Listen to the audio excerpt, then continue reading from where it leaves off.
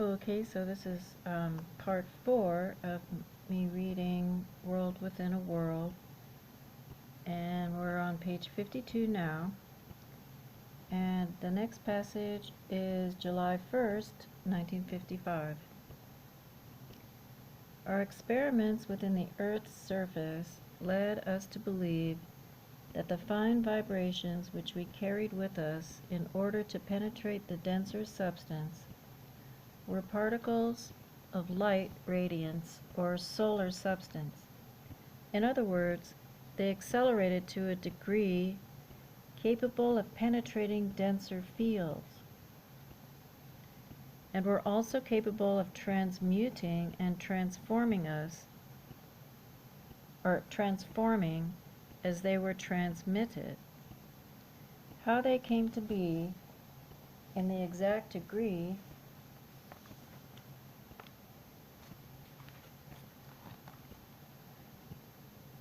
necessary for this purpose was for us to find out. Our first experiments were rough, having to do largely with the need for self-preservation.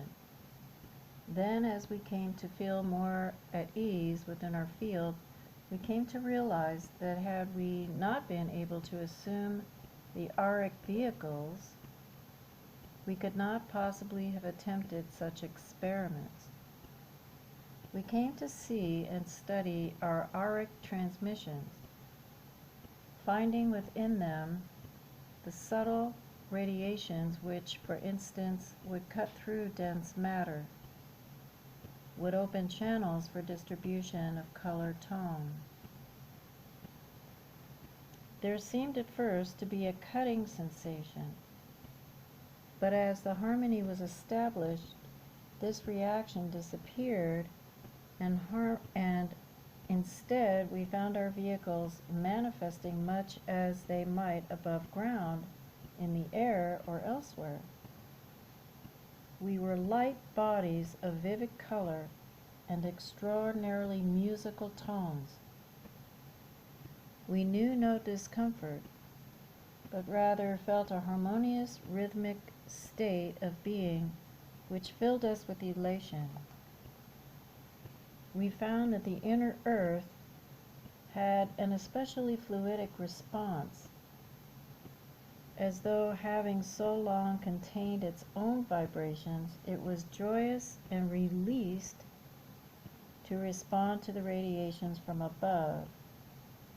That having found their degree of radiation, we could blend ours with it in a harmonious, creative awakening of the powers within all manifestation. July 7, 1955. All mineral content is being changed by the radiations in played, and as men begin to investigate, they will find rare combinations which they will undoubtedly conclude is a new species.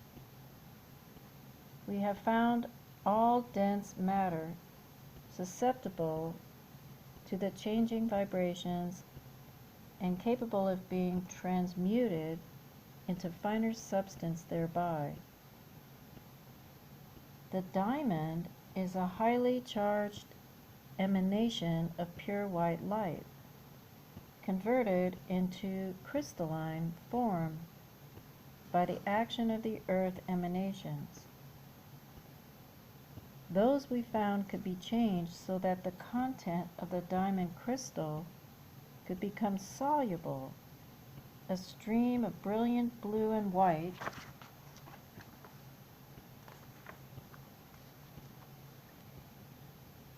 coloring.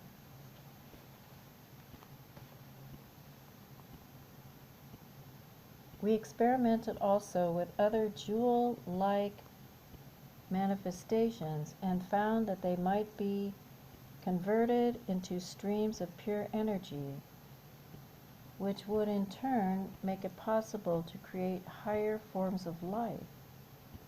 By, quote, higher forms, unquote, we mean those capable of transmitting and transmuting energies. It slowly dawned upon our consciousness that our radiations and/or vibrations were being used to break up the heavy, dense substances of which the earth is composed, to enlighten them, freeing them from the chemical content which limited or restricted the basic forms. As we tested, we found, after many experiments, that we were creating pure substance out of dense matter. And therefore, our conclusion must be that all matter is, in essence, pure substance, capable of reduction to its rarefied form. This means that the earth could respond to the descending energies and thereby be transformed. Then it was that we began to make our formula or picture projections, if you will. We saw that energy acting upon matter created form, or changed, renewed, and recreated old form. Having made this discovery in regard to the earth content, we recognize that we must now build new thought forms by means of which the substance might give forth new forms of life, i.e., a tree might still be a tree, yet become so animated with the life-giving radiations that it would be capable of manifesting in a much higher vibration or a much more sentient way.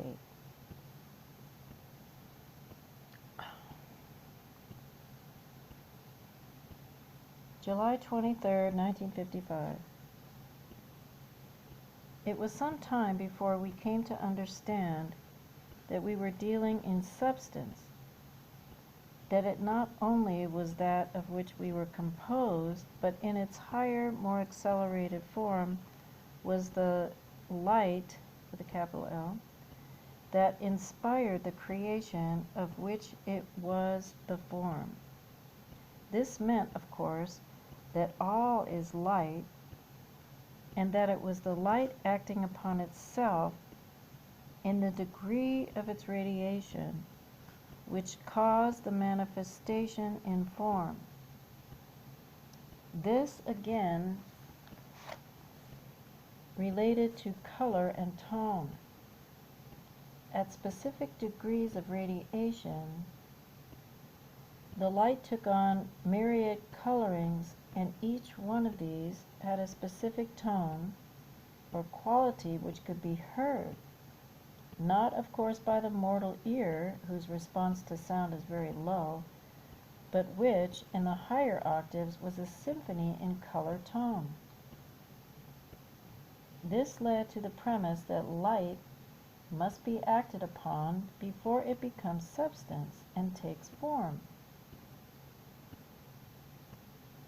Then, if all is light, how could it be acted upon by something other than itself?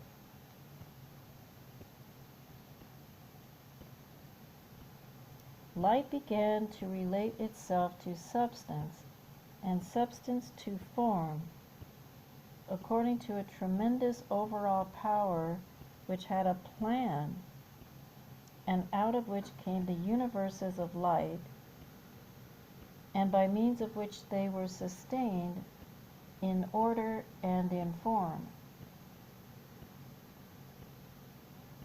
We could not give recognition to the magnitude of this oversoul or all-knowing power other than to call it God. This we had to accept as the foundation upon which all things are created, and from which all that is came into being. But in our efforts to follow the relationship of light to creation, we came to know that a specific of the all-knowing power was inherent in us, and that as we gave recognition to it, it grew and expanded into a greater force. And through that, we came to develop our theories and make our tests. If that light could penetrate the dense conditions of the Earth's substance, refining them until they became part of our awareness, and we could enter that substance in our higher vibrational bodies, then there could be no absence of light anywhere. It is simply a matter of acceptance of the degree by the consciousness of man. We accepted that, quote, all things were possible, unquote, to us because it was a promise made by the Master, who came to teach us the qualities of the radiations, that whatever man believed in became possible to him.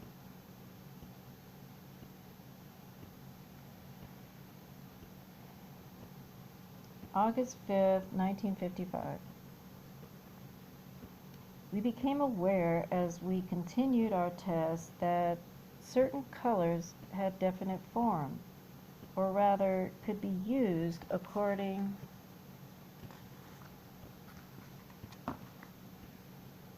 to their qualities so as to manifest form. The color yellow, for instance, which to you means freedom, joy, relief from tension, this is an outgiving quality of being. As we experimented in the transmission of those qualities within the depths of the earth itself, we found the denser vibrations responding and a golden glow as of filtered sunshine appearing throughout the heavy, dense material form. It seemed to radiate through us into and around us, breaking up density into fine particles. As these were broken, a misty substance appeared which would take form according to the thoughts directed towards it. We experimented by creating beautiful jewel-like flowers. In them we could see any color we desired, but we could not make them without the use of the freeing, releasing, transmuting quality which in its essence is yellow. This was an illuminating process. We took yellow then as a basic freeing or transforming phase of the solar substance.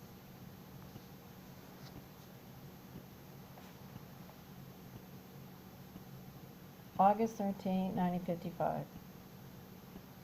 But we had many other tonal qualities to appraise, analyze, and test. That with which we had to mingle our radiations in order to make our test was heavy and dense, inert. In other words, our experiments were actually making the earth come alive. We wish to make ourselves very clear on this. We are by no means without physical bodies. We use them wherever it is necessary to do so, just as does every other man in physical manifestation. But we have come to know that such bodies may be separate and apart from the actual livingness, and we may accelerate our spiritual or solar bodies to the point where they may go anywhere we wish them to go. Until man as a whole has come to accept this as the truth of his being, it is not likely that he will accept the truth that we can actually become a part of the earth by desiring to do so.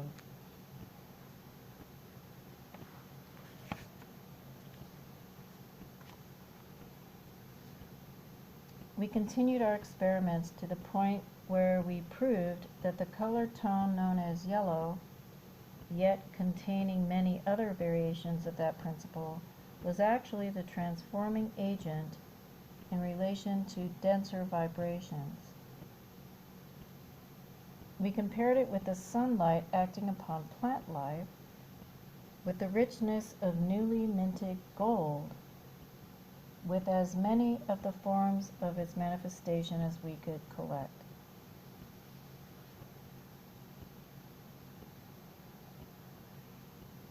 August 19, 1955. We continue to record our experiences so that they might become real to the mind of man. Nothing becomes real to him until he has proved it for himself. His very life upon the earth is a process of experiment. As he progresses in the recognition of the possibilities within the mind, he becomes increasingly aware of the possibilities within the livingness. It was to this truth that we were led by our experiments within the earth. We came to make them only when we perceived that it was possible for us to detach ourselves from the physical, but that in order to do so, we had to build for ourselves dynamic light bodies. Our belief is that a light body must be earned.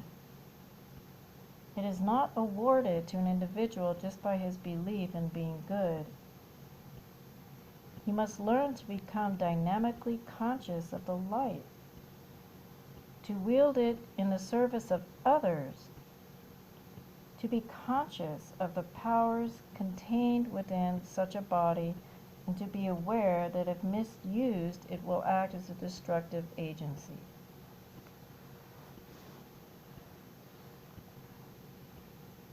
We based our desire to learn upon the principles set forth in the teachings of Jesus, who reflected the qualities of the Christed being so that they came to be accepted by countless thousands. He, the Master, came to us after we had begun our search and were dedicated to the belief that these principles alone could save us.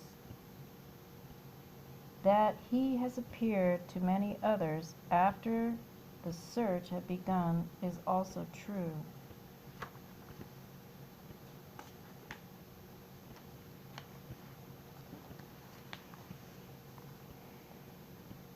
We began to study his radiations, and as we continued, we found within them living qualities which we too might manifest. Color and tone were shown us in form, and as we made them ours, we became that form. Slowly the veil was lifted, and we became aware that matter was only a denser form of the vibrations of light.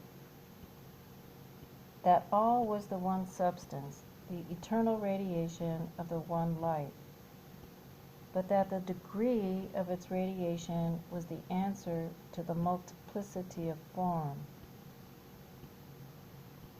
We believe that we were chosen to make the experiment within the densest form in order to prove to men the possibilities within a light body.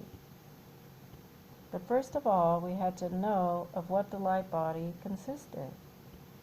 How could it maintain form independent of the physical body? How did it do so, and for what purpose? If it then were possible to have such magnificent bodies based on radiation, why the physical and its recurrent suffering? Our enforced confinement and limitation as to food helped us in rejecting the physical demands, but we had to accept our physical bodies as a very real part of our being and learn to use them in accordance with the principles of the body of light. They could not be cast aside because it was through them that the great manifestation of the powers within the body of light must be made.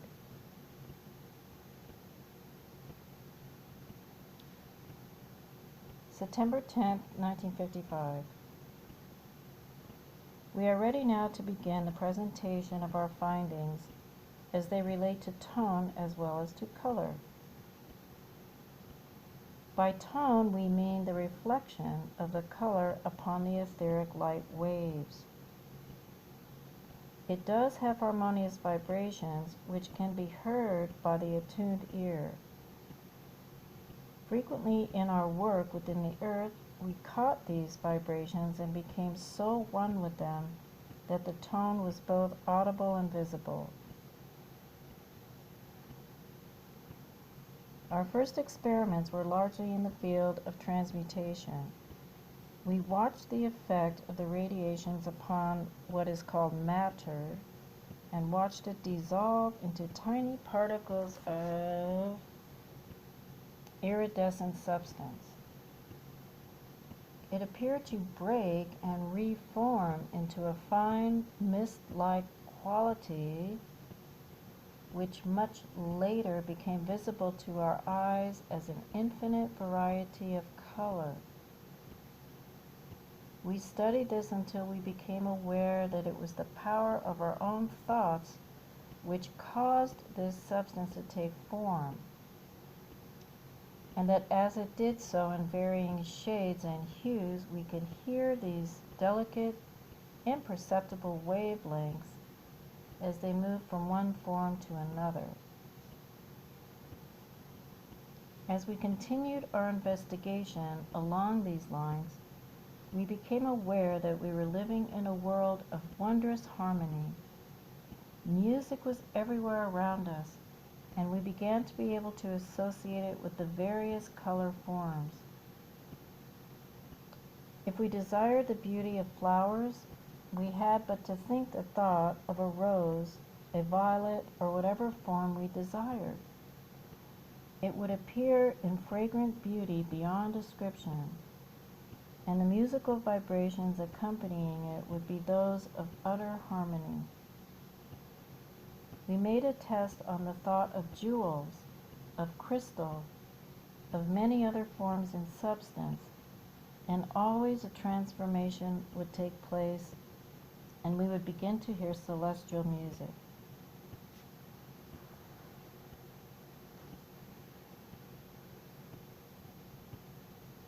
October 7th, 1955. We have been defining for you the fundamentals of the approaching change in the general consciousness and in the material aspects of man's earth living as the perceptive fields of consciousness become more developed and as you prepare to enter realms of greater radiation. Men will in time bear the light bodies, which is their solar radiation, upon the earth. Animal consciousness will be elevated. The very contents of the earth itself will change. Man will have to learn to live in such a world and produce for himself that which he needs. He will have an entirely different environment and an entirely different attitude towards it. Our findings, we believe, are applicable to the conditions in which mankind now finds himself. The attempt to make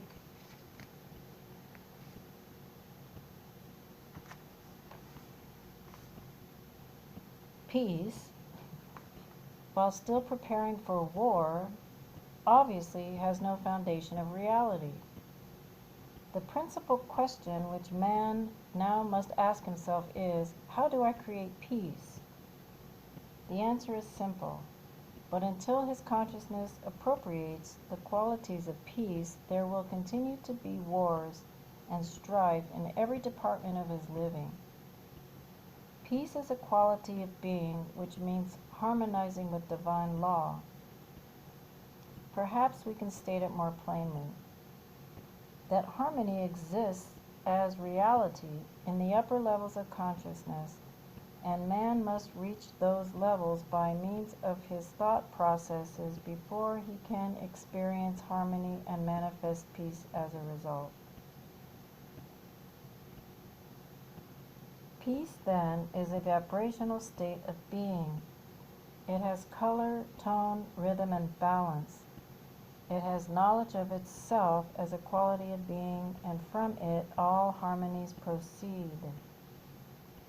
We must come to the conclusion that there are two classes of men: those who accept and will the good of all, and those who refuse to give recognition to the spiritual radiations and deliberately choose to dwell in darkness, living for the self as opposed to the one great self of all being. There are many in between those two states of consciousness who might be swayed either way, but in reality, there are two major camps arrayed for the final battle of the earth, that of light and darkness. Man has free will. He can choose the side upon which he is to stand. But he cannot have peace until he has filled his earth with light, and until all men walk in light in full recognition of its harmonies.